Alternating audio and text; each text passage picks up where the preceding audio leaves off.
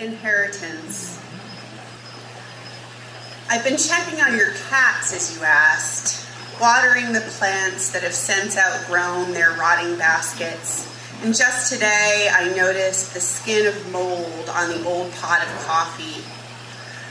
It reminded me of a field of algae on the pond out back beyond this ruined tide of the railroad ties of this place, once our grandma's house, where her dogs uprooted deer bones and nuzzled each other's butts under a dim swarm of bees choking themselves on pollen.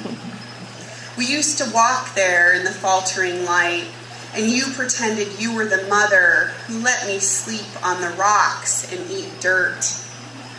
I was always in your context, me, the shy one, you with the freckled lips, your saggy hand-me-down swimsuits, how our father loved you so effortlessly. Remember when it downpoured and we were still up in the old oak, the thunder throwing us around? I might have cried or screamed in fear, but there you were, your large eyes electric with thrill, your fist holding mine as the wet leaves stuck to our thighs.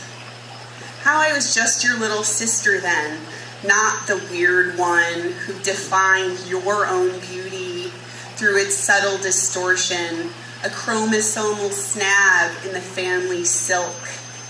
Never mind the blackberry thorns still stuck in my palm from a little shove at the pricker bush. Whatever. Nothing could fix my sullen face like your hand pulling me over the neighbor's fence, us both falling backwards into the waist-high grass. Later, I loved your quiet devotion to my ankle as you tweezed a drunken tick. Its ballooned body popped between your fingers and we gasped at the blood. Sometimes I followed you out back while our parents slept.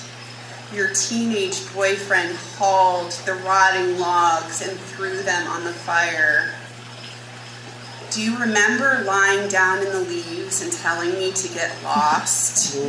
Which I always sort of did. Your voice lowly murmuring me away, your hair bright and full, the light of the shimmering embers, his tan body arching over you.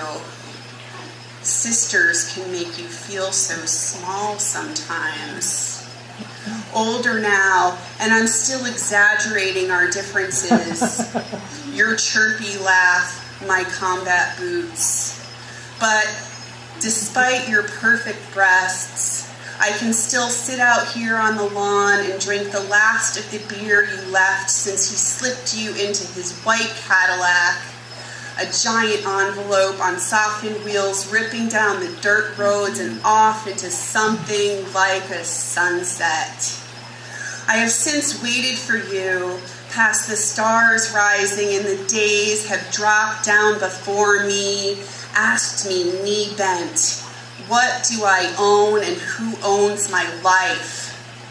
I beg myself for something other than my own words to answer.